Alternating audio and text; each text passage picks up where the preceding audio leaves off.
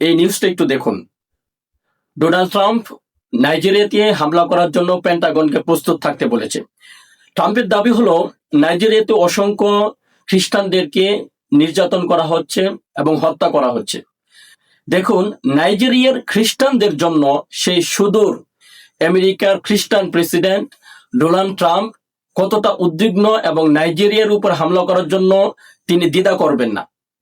কিন্তু দেখেন, সারা বিশ্বের আনাচে কানাচে অসংখ্য মুসলমানও কিন্তু নির্যাতিত হচ্ছে, অত্যাচারিত হচ্ছে, কিন্তু আমাদের মুসলমান শাসকরা কিন্তু কোনো রকম পদক্ষেপ নেয় না।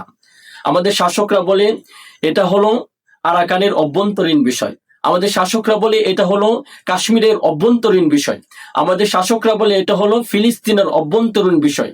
কিন্তু দেখুন, ভালো করে চিন্তা করে দেখুন, খ্রিস্টানরা কিন্তু বলে না এটা হলো নাইজেরিয়ার অভ্যন্তরীণ বিষয়, কিন্তু তারা বলে না।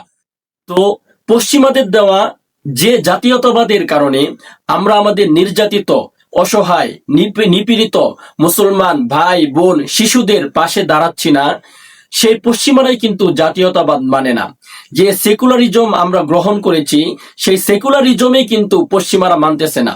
পশ্চিমাদের দেওয়া ন্যাশনালিজম, সেকুলারিজম, ডেমোক্রেসি এবং সোশ্যালিজম সহ যত মতবাদ আছে, সকল মতবাদের ডাবল স্ট্যান্ডার্ড এবং এই মতবাদগুলোর সিক্রেট এজেন্ডা সম্পর্কে যদি আমরা না জানি এবং এই মতবাদগুলোকে যদি আমরা প্রশ্ন না করতে পারি, তাহলে কখনোই উম্মাহ হিসেবে আমরা মুক্তি পাবো না। আল্লাহ রাব্বুল আলামিন আমাদেরকে বোঝার তৌফিক দান করুক। আমিন।